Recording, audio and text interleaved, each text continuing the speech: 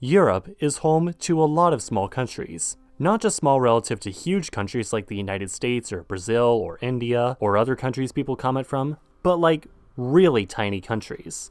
The smallest fully sovereign country on Earth, in both area and population, is Vatican City, but it is hardly alone on this continent. So just how do so many of these tiny little microstates exist? And why are so many of them in Europe? So first, what is our general criteria for a microstate? Well, first off, perhaps we should differentiate microstates from micronations, which are tiny, unrecognized countries that someone or a small group of people might set up around their houses or farms or communes or unclaimed territories or disused helipads in the middle of the English Channel, either for fun or to protest something. But since no one recognizes them as actual countries, they obviously don't count here. And I'm also not going to count disputed countries because, frankly, I'd like to be able to post this video with my head still on my shoulders. No, we're here to talk about real, fully recognized countries that just so happen to have an area of less than, let's say, 3,000 square kilometers. Because I said so. Now, dozens of countries actually fit this profile, very few of which are actually in Europe, but most of these countries are islands, which I'm not going to count in this video because their size isn't exactly surprising. I mean, small islands, small country.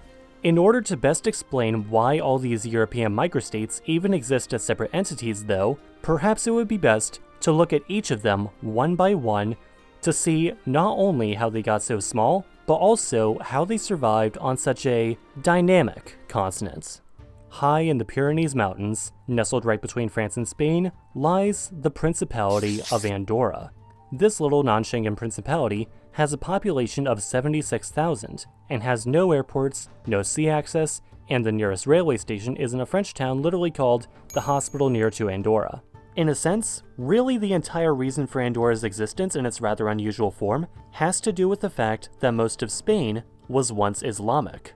In the centuries after the Battle of Tours in 732, in which French generals had successfully prevented Muslim forces from expanding into modern-day France, the Marca Hispanica, or Spanish Marches, were established as a kind of buffer zone between Muslim Spain and the rest of Christian Europe, with the newly created territory of Andorra under the protection of the Count of Urgell in modern-day Spain. These powers, however, eventually transferred to the Bishop of Urgell, with several grants then being passed onto the Count of Foix in modern-day France, effectively establishing him as the secular ruler of Andorra.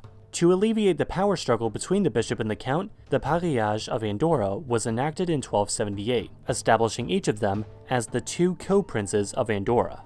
The Bishop of Urgell still holds his title, but when the County of Foix was incorporated into France, the title of Andorran co-prince was transferred to the King of France, and then after France's very interesting 19th century was transferred to the Presidents of France, now leading to the Andorran government's rather interesting classification as a unitary parliamentary semi-elective diarchy, as they also have a prime minister, who's actually from Andorra.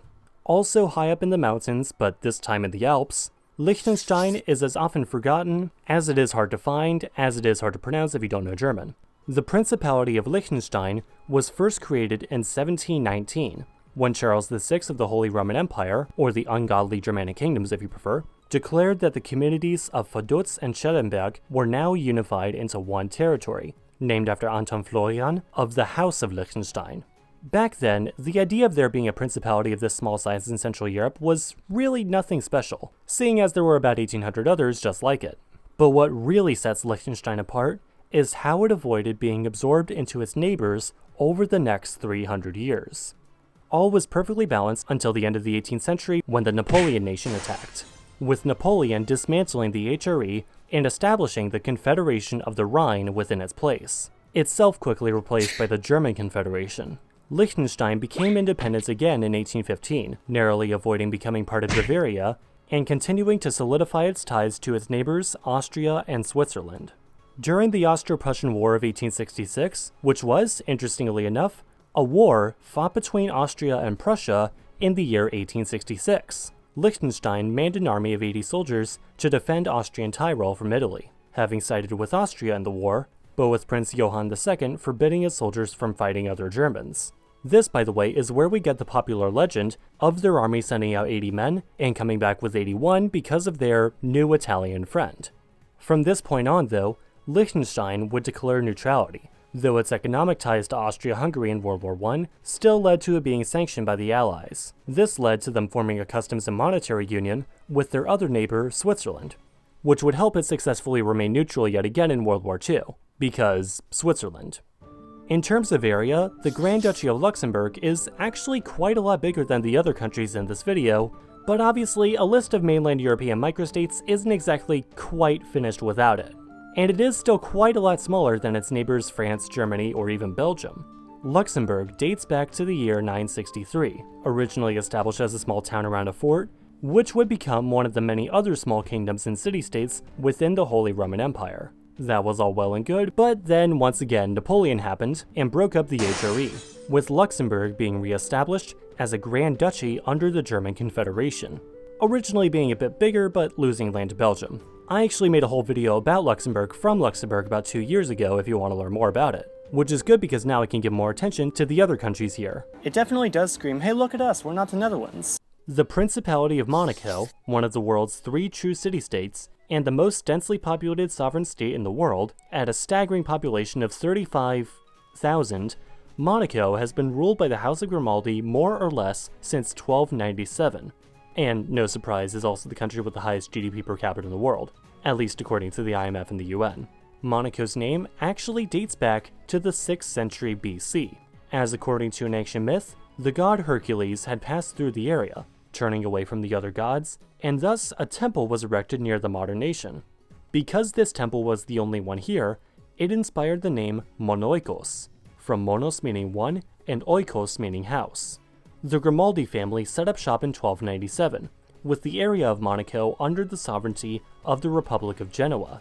This lasted all well and good until 1797, when who else but Napoleon came in to mess stuff up as usual, conquering Genoa and all its holdings.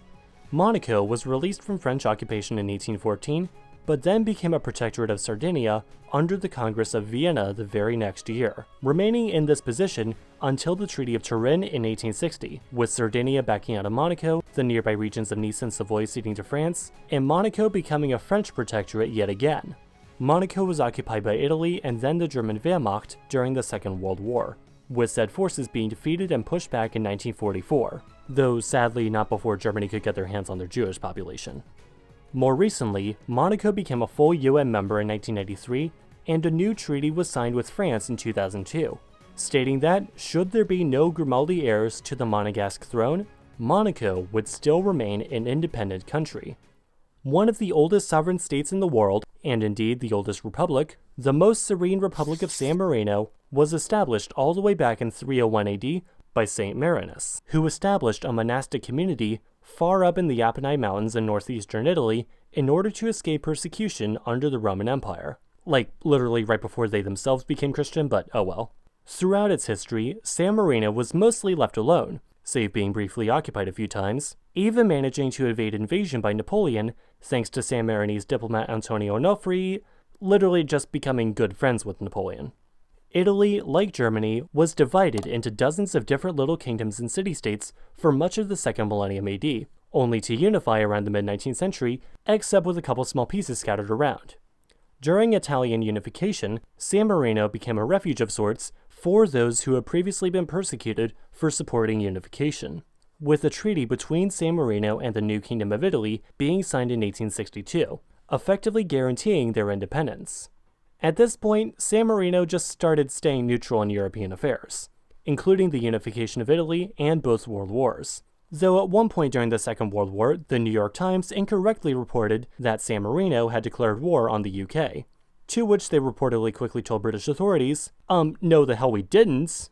Finally, within the city of Rome lies what in my personal opinion might just be the weirdest country on earth, the Vatican city-state, as it's officially known. Home to the Pope and a higher average male-to-female ratio than most fantasy football websites, the Vatican essentially serves as the global headquarters of the Catholic Church, and is the only sovereign country not to be a member of the United Nations. Throughout the Middle Ages, from 754 AD up until its conquest by the newly formed Kingdom of Italy in 1870, much of central Italy was dominated by the Papal States, basically a kingdom whose king just happened to be the Pope. Of course, this all ended in Well, technically 1861, but for sure in 1870. This, however, began a 60-year period of the Pope, actually 5 popes, acting essentially as prisoner of the Kingdom of Italy that they didn't recognize, with Benito no Mustasciolini giving the Pope a small plot of land around the Vatican, provided he recognized the Kingdom of Italy and didn't get involved in international politics. So now that we've answered why all these microstates exist in Europe, now we must ask why all these microstates exist specifically in Europe. I mean, even if we don't count island nations like Singapore or Bahrain or Tuvalu, why aren't there really any mainland countries this small in Africa or Asia or the Americas? Well, mostly colonialism, but also most of these microstates are holdovers of old feudal states from Europe's Middle Ages. Essentially, as Europe was broken up and put back together so many times over the last 2,000 years, these little nations are kind of the crumbs left behind as remnants of when Europe had many more of these tiny little nations. And now they're basically all independent tax havens. Thanks as always for watching. If you want to help support the channel, we have a Patreon page and a merch store that you can check out. If we're not quite at that point in our creator-subscriber relationship yet though, no worries, you can always just like, share, and subscribe for a new video 2 weeks from now.